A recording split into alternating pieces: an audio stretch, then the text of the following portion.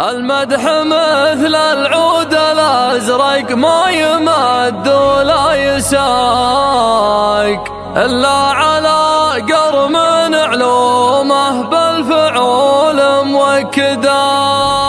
لا صدبوا جنب نصخيف وصدبوا كف الرقاق، علي الثمالي ما يجنب لين يبلغ مقصده.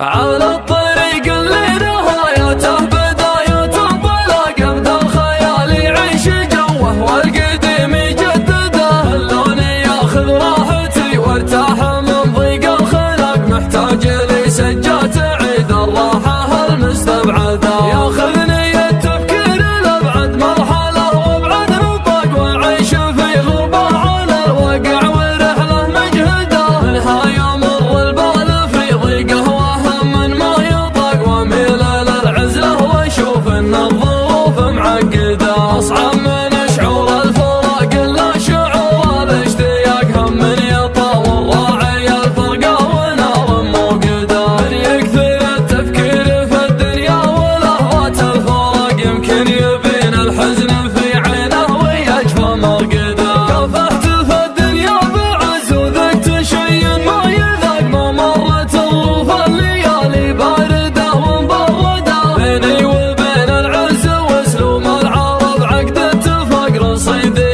اللي ما ملكته في بنوك الاصداق. رزقي وتوفيقي على الله خالق السبع الطباق، اعيش لحظتي ولا افكر في بكره وابعده. كم من سليم شكله معافى وتفكيره معاق، يمشي على البيضاء برجلينه وعقله في يده. اللي ينفتح للشر باب يصير كانه في سباق، واللي نصيته في مجال الخير كانك تطرده. الخير والمعروف ما يجزى بصده وانشقاق، على الاقل اللي يتجمل فيك احد لا تجحده. هيا الرفيق اللي لي ضاقت علي الارض ضاق، يسعدني اللي شفته اسعد واحد الله يسعده. صدره خلي من الحسد والحقد واسلوب النفاق، لا شفته بقل ضيقة الخاطر عساني مفقده. المدح مثل العود الازرق ما يمد ولا يساق، الا على قرم علومه بالفعول موكده. لا صدبوا جنب